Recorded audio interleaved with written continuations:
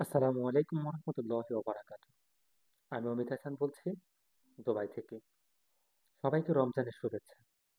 রমজান প্রায় শেষের দিকে। বেশ অনেকদিন পরে দুবাইয়ের আপডেট ভিডিও নিয়ে আপনাদের সামনে আসলাম। আপনারা হয়তো অনেকেই বিভিন্ন ভিডিওতে অলরেডি জেনে গিয়েছেন, তারপরও আপনাদেরকে জানিয়ে দিচ্ছি। স্টুডেন্ট ভিসা মাঝখানে কিছু খুলেছিল, লাইক ইউনিভার্সিটিগুলোতে, কিন্তু এখন থেকে আগামী 6 মাসের মধ্যে ভিসা না খোলার সম্ভাবনাটাই বেশি। স্টুডেন্ট ভিসা হচ্ছে না এবং আগামীতে না হওয়ার সম্ভাবনাটাই বেশি।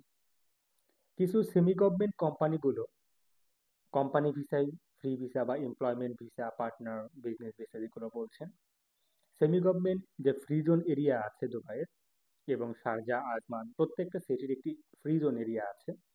এই ফ্রি জোন এরিয়ার আন্ডার থেকে কিছু সেমি গভর্নমেন্ট ভিসা হচ্ছে, ট্যুরিস্ট বলতে পারেন, পার্টনার বিজনেস সবগুলো, এবং ফ্যামিলি ভিসাটাও সেমি গভর্নমেন্টের আন্ডার থেকে অন আছে। এছাড়া আলাদাভাবে দুবাই যেসব স্টুডেন্টরা এসেছিল, আমি বেশ কিছু ভিডিও দিয়েছিলাম দুবাই থেকে স্টুডেন্টরা কোথায় মুভ করছে এবং এখান থেকে কি মুভ করা পসিবল হয়েছে কিনা। আমরা গত 1 বছরে বেশ কিছু রেজাল্ট পেয়েছি। গত 3 মাসের রেজাল্টে আমরা বুঝতে পেরেছি দুবাই থেকে ইউএসএ যাবার যে সম্ভাবনা নিয়ে অনেক স্টুডেন্ট এসেছিল, বেশ কিছু স্টুডেন্ট রিসেন্টলি দাঁড়িয়েছে।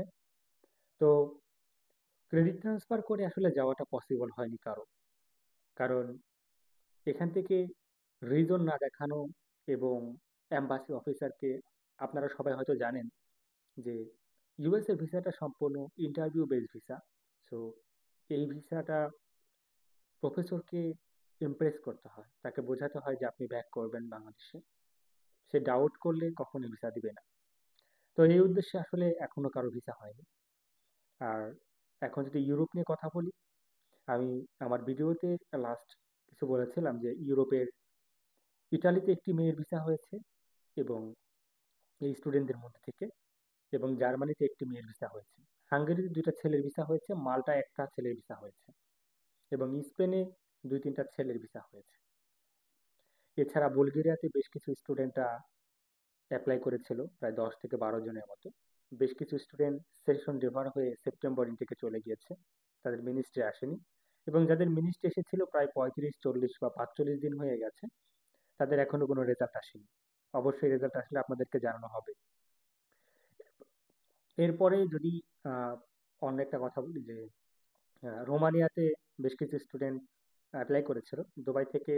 রোমানিয়াতে 50-50 ভিসা হয়েছে একটি স্টুডেন্টের, এবং সাথে সাথে সেই ইনস্টিটিউটের অন্য একটি স্টুডেন্ট ভিসা রিজেক্ট হয়েছে। আপনারা জানেন যে রোমানিয়া এবং বুলগেরিয়া 2024-এর আপনার মার্চ মাসে নিউ সেনজেন হয়, কিন্তু রোমানিয়া লাস্ট 6 মান্থে ওরা নিউ দিল্লি, থাইল্যান্ড, মালয়েশিয়া, তারপরে নেপাল, ভুটান এবং দুবাই সহ প্রত্যেকটা জায়গা থেকেই তারা রিজেক্ট দিয়েছে রোমানিয়া এম্বাসি। বাট বুলগেরিয়া থেকে কিন্তু এরকমটা হয়।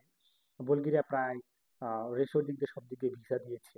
বাস লাস্ট 1 মাসে আমরা দেখতে পেলাম বুলগেরিয়ার 3টা সিটিতে সবচেয়ে বেশি ভিসা হয়। সোফিয়া ক্যাপিটাল সিটি, মিডলে পড়েছে রুশ, আর বিচ সাইডে পড়েছে হচ্ছে ভার্না সিটি। সো ভার্না সিটিতে এখনো রিজেক্ট হয় নাই, বাট সোফিয়াতেও এখন রিজেক্ট ওরকম দেখি নাই। বাট রুশেতে এখন 72টা রিজেক্ট পাই আমরা দেখেছি লাস্ট 1 মাসে।